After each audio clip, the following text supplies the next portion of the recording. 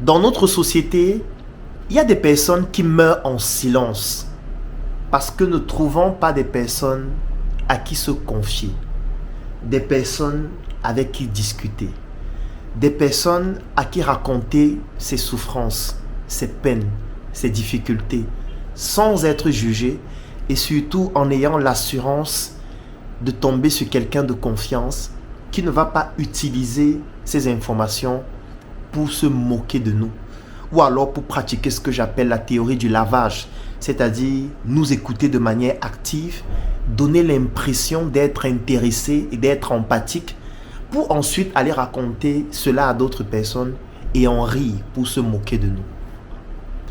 Nous sommes devenus égoïstes. Nous avons développé un ego surdimensionné.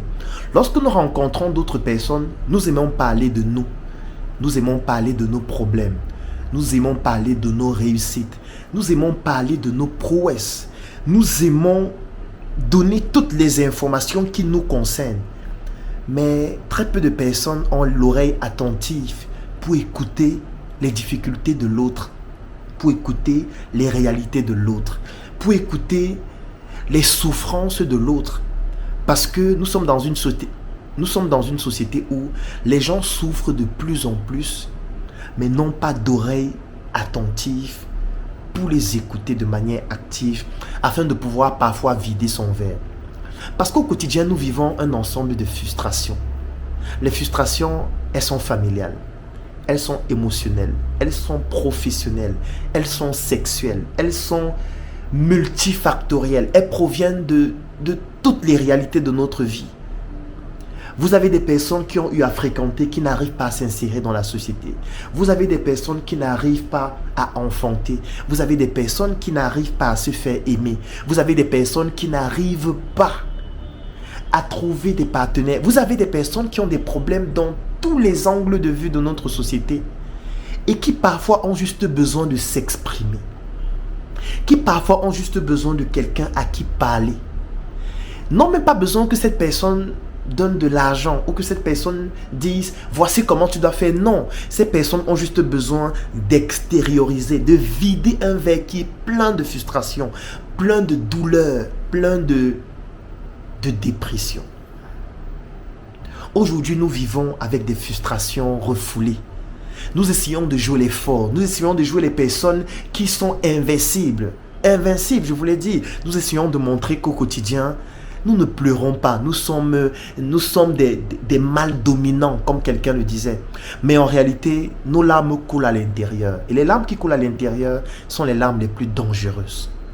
Parce qu'elles ne sont pas visibles. Parce qu'elles ne donnent pas le signal qu'il faut intervenir. Parce qu'elles ne font pas comprendre qu'en réalité, il y a un danger. Imaginez-vous un cas de figure. Vous êtes en train de marcher. Quelqu'un prend un briquet. Il allume le feu sur votre coude, mais vous n'avez plus la capacité à développer ce réflexe qui vous permet d'enlever la main. Donc votre coude reste sur le feu, il brûle et vous n'êtes pas conscient de cela. Vous n'avez pas la possibilité de vous rendre compte qu'il y a de la chaleur. Et quand vous tournez la tête, vous regardez que votre bras a totalement brûlé. Ça veut dire que votre corps a désactivé les signaux qui vous permettent de vous alerter. Parce que nous avons un corps qui est trop intelligent, qui est très bien conçu. Lorsqu'il y a un problème, par exemple, au niveau de vos voies respiratoires, vous allez commencer à tousser, vous allez commencer à avoir des difficultés, vous allez commencer à avoir un mucus qui sort, vous allez commencer à être enrhumé. Oui, c'est un signal. Parce que s'il n'y avait pas ces symptômes, la maladie devait directement se manifester en étant grave et fatale.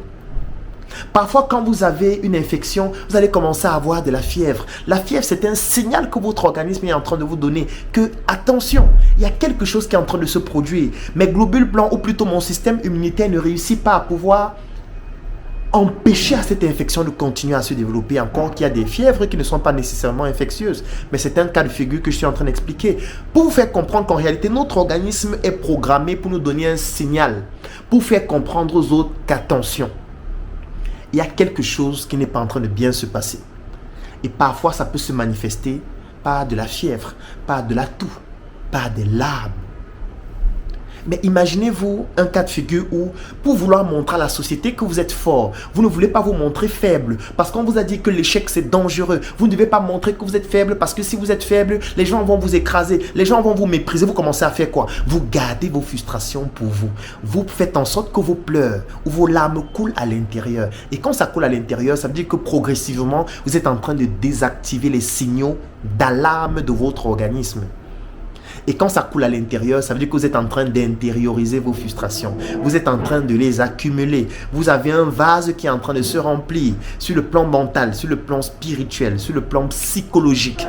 Et qu'est-ce que ça entraîne? Parfois, ça entraîne des troubles que parfois vous ne comprenez pas. Ça entraîne des maladies mentales, ça entraîne la déprime, ça entraîne la dépression. Vous allez voir quelqu'un qui ne sourit jamais. Vous allez voir quelqu'un dont la forme de son visage c'est la tristesse. Vous allez voir quelqu'un qui marche, qui ne sait pas où il va. Vous allez voir quelqu'un qui ne peut pas faire de compliments. Vous allez voir quelqu'un qui est toujours en train de critiquer. Vous allez voir quelqu'un qui ne peut pas se projeter. Vous allez voir quelqu'un qui n'est jamais optimiste. Quand on parle d'un projet, il est toujours pessimiste. Il estime toujours que rien ne peut marcher, que de toutes les manières, nous sommes tous perdus.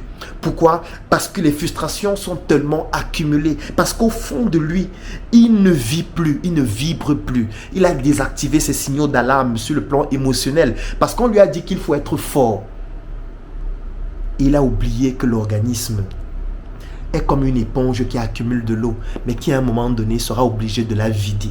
Sauf que ça peut la vider de la mauvaise des manières ou chez la mauvaise personne. Et ça va entraîner quoi? Ça va entraîner des personnes qui vont tomber dans l'alcool, qui vont se dire que pour pouvoir évacuer cela, je dois boire, je dois fumer, je dois sortir chaque soir pour rencontrer des hommes, rencontrer des femmes, afin de coucher avec ces personnes-là et ça va me permettre de pouvoir évacuer. Non, vous êtes plutôt en train d'augmenter ces frustrations qui vont vous pousser vers la déprime et la dépression et qui, à un moment donné, va constituer une bombe à retardement. C'est pour ça que vous allez rencontrer des personnes, vous allez vous mettre en couple avec ces personnes et à un moment donné, vous allez vous rendre compte que cette personne m'a montré une image d'elle qui n'est pas vraie, qui n'est pas celle qu'elle représente en réalité. Parce que vous avez passé du temps à vouloir jouer les forts. Vous avez passé du temps à montrer que vous êtes fort émotionnellement, que vous n'êtes pas quelqu'un qu'on peut tenter, comme on dit souvent au Cameroun. Vous êtes quelqu'un de dangereux. Personne n'est dangereux avec ses émotions. Même si ça fait 10 ans, 15 ans, 20 ans, 30 ans, vos émotions vous rattrapent. Vous vous êtes déjà rendu compte que parfois il vous arrive de rencontrer quelqu'un pour la première fois, de voir la photo de quelqu'un pour la première fois, de n'avoir jamais interagi avec cette personne, de n'avoir jamais entendu de ragots, de divers, ni de commentaires sur cette personne, et directement vous n'aimez pas la personne? Et le contraire aussi, parce que parfois vous rencontrez une personne pour la première fois. Vous n'avez jamais discuté avec la personne. Vous voyez cette personne vraiment de manière fortuite et directement la personne vous intéresse. Directement vous avez envie de vous rapprocher de la personne. Directement vous vous dites, avec cette personne, je pense qu'on peut faire des choses. Vous ne vous êtes jamais dit, mais comment est-ce que ça se produit? En fait, ça se produit parce que votre corps est une mémoire. Votre corps est une mémoire qui ne s'efface pas. Ce que vous avez vécu à l'âge de 2 ans, à l'âge de 3 ans, à l'âge de 5 ans, à l'âge de 10 ans, à l'âge de 15 ans, à l'âge de 20 ans, reste comme une mémoire dans votre corps. Et si vous ne savez pas activer vos signaux d'alarme, ou alors si vous ne savez pas extérioriser ce qui représente les frustrations pour vous, un jour, ces frustrations vont remonter à la surface. Et ces frustrations, parfois, seront incontrôlables. Et vous n'allez plus pouvoir vous contrôler. Vous allez tomber dans l'alcool. Vous allez tomber dans la prostitution. Vous allez parfois développer même des maladies qui peuvent être très graves. Ça peut même se transformer en un syndrome hystériforme qui fait en sorte qu'on vous hospitalise dans un hôpital et vous en mourrez. Ça peut même vous pousser à devenir, ou alors à avoir un satyriasis pour les hommes, ou alors pour les femmes la nymphomanie. Il faut faire très attention à vos émotions. Vos émotions peuvent vous détruire si vous n'avez pas la capacité à les évacuer. Ce n'est pas pour rien qu'il y a des psychologues qui, la plupart des fois, passent du temps à vous écouter de manière active. Quand vous parlez de vos problèmes, ils vous relancent. Ils essayent de mieux vous comprendre. Ils essayent de vous pousser à pouvoir vider votre verre. Ils essayent de vous faire comprendre qu'ils ne sont pas en train de vous juger. Que ce que vous êtes en train de dire, vous avez raison de pouvoir le penser. Parce qu'en le faisant, c'est une thérapie qui vous permet de pouvoir extérioriser vos frustrations et c'est la première étape pour être libre mentalement, moralement, physiologiquement même, biologiquement, spirituellement et dans tous les aspects de votre vie. Parce qu'un être humain, il est bio, il est psycho et il est social.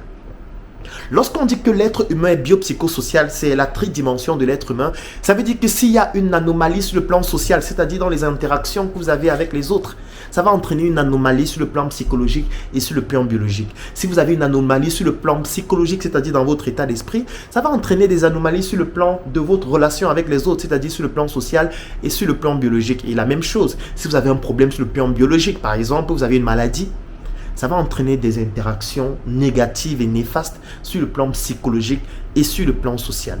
C'est pour ça que vous devez toujours garder l'harmonie dans ces trois dimensions de votre vie. N'ayez pas peur d'exprimer vos émotions. Je peux comprendre que vous puissiez vous poser la question, est-ce que je suis en train de les exprimer devant quelqu'un de confiance? Oui, vous avez le devoir et le droit de vous questionner par rapport à cela. Parce que nous sommes dans une société où les gens deviennent de plus en plus cruels. Les gens deviennent insensibles vis-à-vis de vos frustrations, vis-à-vis de votre vie. Les gens s'en fichent de votre malheur. Mais tout le monde ne s'en fiche pas de ce que vous vivez. C'est à vous de pouvoir identifier dans votre environnement les personnes à qui vous pouvez faire confiance et les personnes avec qui vous pouvez échanger. Les personnes avec qui vous pouvez transmettre votre savoir-faire et surtout vos frustrations. Et si vous vous rendez compte que dans tout votre environnement, personne ne peut le faire, ou vous n'avez confiance en personne, il y a des techniques que la science a eu à mettre à la disposition de tout le monde que vous pouvez utiliser. Ça veut dire que vous avez votre cerveau et vous avez un stylo ou votre téléphone qui peut vous permettre d'écrire, par exemple, une publication, un livre, un document pour extérioriser ce que vous ressentez, qui peut vous permettre de faire une vidéo comme moi. Moi, tous les jours, je fais des vidéos. Dans la plupart de mes vidéos, je transmets des messages subliminaux que vous pouvez décrypter en lisant entre les lignes, qui me permettent aussi parfois d'extérioriser mes frustrations, d'extérioriser mes trahisons, d'extérioriser mes échecs, et qui me permettent beaucoup plus facilement d'être souriant au quotidien. Parce que je passe ma vie à vider mon verre et à le remplir de bonnes énergies, à rencontrer des personnes qui me permettent de pouvoir comprendre qu'en réalité, je vaux quelque chose. Et je ne garde pas dans mon esprit des mauvaises pensées. Et je ne garde pas pour moi ce qui va me détruire à un moment donné. Si vous n'extériorisez pas vos frustrations, à un moment donné, elles vont se remplir en vous et elles vont vous détruire. Quand je dis vous détruire, ce n'est pas que vous allez vous lever un matin et vous allez, je veux dire, vous ne pourriez plus marcher. Non, ça peut vous pousser à devenir quelqu'un qui est alcoolique. Ça peut vous pousser à commencer à fumer sans savoir pourquoi vous le faites. Ça peut vous pousser à vouloir sortir chaque soir parce que vous voulez danser, vous voulez rencontrer de nouvelles personnes, parce que vous vous dites, quand je vais rencontrer une nouvelle personne, quand je serai dans une nouvelle relation, je vais oublier ce que j'ai vécu avant. Non, votre corps est une mémoire. Et c'est une mémoire qui est dangereuse parce qu'elle ne s'efface pas aussi facilement, surtout lorsque vous ne comprenez pas les mécanismes qui permettent de pouvoir, non pas l'effacer, mais de pouvoir comprendre qu'en réalité, c'est le plus et le moins qui permettent d'avoir l'énergie électrique. Soyez des personnes humbles, soyez des personnes vraies. Soyez des personnes qui ne gardent pas les émotions. Soyez des personnes qui peuvent extérioriser. Soyez des personnes qui se connectent avec la nature. Et c'est en ça que notre spiritualité est extraordinaire. Mais surtout, ne croyez pas que vous êtes fort. N'essayez pas de jouer les forts. Sinon, vous allez disparaître. Et c'est pour ça parfois qu'il ne faut pas rester seul. C'est pour ça que je recommande toujours de ne pas affronter tout ça seul. Parce que si vous affrontez cela en solitaire, vous allez avoir l'impression que personne ne comprend ce que vous vivez, ou que vous êtes le seul à vivre cela, ou que vous êtes maudit. Ce n'est pas pour rien que même en médecine, on recommande aux patients de rejoindre les associations d'autres patients. Parce que quand par exemple vous avez une maladie comme le diabète et que vous rejoignez une association de diabétiques, vous allez rencontrer d'autres personnes qui ont la même maladie que vous, qui ont parfois des symptômes plus graves. Ça va vous permettre de relativiser. Ça va vous permettre de pouvoir facilement extérioriser parce que vous savez que vous êtes en train de le faire à des personnes qui ont déjà vécu soit les mêmes choses, soit des personnes qui ont vécu des choses encore supérieures et vous allez pouvoir être beaucoup plus à l'aise. Un peu comme quand on coupe le courant, vous sortez, vous posez la question, est-ce que c'est général? Lorsqu'on vous dit oui, c'est général, vous dites, enfin, ça veut dire que ce n'est pas seulement chez moi qu'on a coupé. Mais par contre, quand on vous dit qu'il y a la lumière partout, et que ce n'est que chez vous qu'il n'y a pas la lumière, vous vous dites, mais qu'est-ce qui se passe? Mais pourquoi c'est seulement chez moi qu'il n'y a pas la lumière? Oui, pourquoi? Parce que l'être humain est conçu ainsi.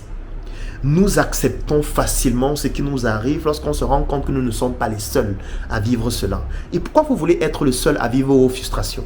Partagez-les, écrivez, documentez-vous, rejoignez des communautés de personnes qui vivent les mêmes choses que vous, comme la Startup Academy ou alors comme le Claudel Numbici Business Group. Parce que dans ces groupes, nous allons vous apprendre qu'en réalité, ce que vous vivez, nous aussi on a vécu cela. Parfois on a vécu pire que cela et ensemble nous allons pouvoir surmonter cela afin de vous permettre de pouvoir être la meilleure version de vous-même. Si vous aussi vous vivez des frustrations dans votre vie, vous vivez des difficultés que vous ne pouvez pas facilement extérioriser, ou alors si vous êtes dans un environnement dans lequel vous ne pouvez pas parler des difficultés que vous vivez parce que cet environnement ne vit pas vos mêmes réalités, je vous recommande de rejoindre la Startup Academy ou le Claudel Numbici Business Group parce qu'ensemble, nous allons pouvoir trouver des solutions à vos problématiques. Nous allons vous aider à pouvoir extérioriser vos frustrations et ça va vous permettre de pouvoir devenir une meilleure version de vous-même et passer à un nouveau palier. Écrivez en commentaire si vous souhaitez nous rejoindre. Je souhaite rejoindre le Claudel Numbici Business Group ou alors la Startup Academy. Nous allons vous contacter ou écrivez-nous en inbox. Et enfin, nous allons vous permettre de ne plus garder vos frustrations pour vous, mais surtout de pouvoir faire en sorte que vous puissiez devenir quelqu'un de meilleur. Portez-vous bien.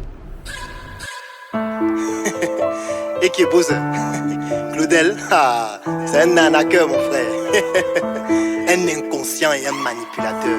Je te dis, tu n'es le gars là comme ça, c'est un vendeur de rêves, un vendeur d'illusions.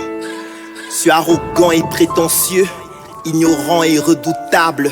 Je mets en mal les plans de Dieu, car je prêche au nom du diable. Je détourne la jeunesse africaine tous les jours avec mes fables. Je propage des messages de haine, conseil odieux et exécrable. Essaye de parler la bouche fermée, tu vois qu'enfin c'est préférable. À un moment il faut la boucler, tu vois qu'au final tu es valable. Comment peut-on être si ignorant et ignorer son ignorance?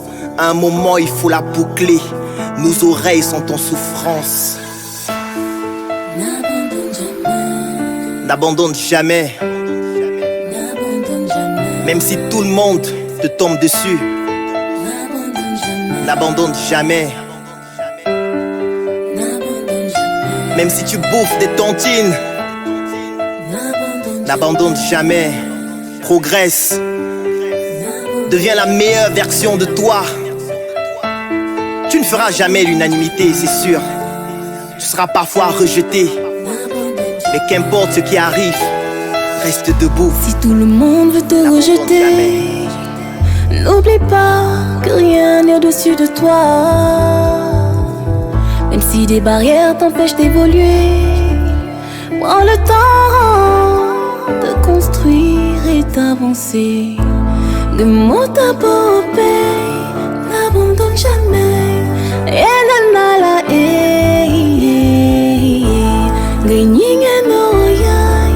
n'abandonne jamais. Et nanala, nous sommes tous des ignorants, sans ignorer les mêmes choses. Ces jugements au fil du temps ont troublé pas mal de choses. Claudel a fait ci, il a fait ça. J'étais au bord du suicide. Pourquoi nos proches nous font ça? Maman, t'avais pas de spermicide. Aujourd'hui, du fond de ta tombe, je voudrais te dire merci. Au quotidien, ils veulent que je tombe. Ton éducation qui m'éclaircit. J'ai souffert comme tout le monde, bravé des hauts, bravé des bas. Tu me disais toujours mon fils, dans la vie, n'abandonne pas.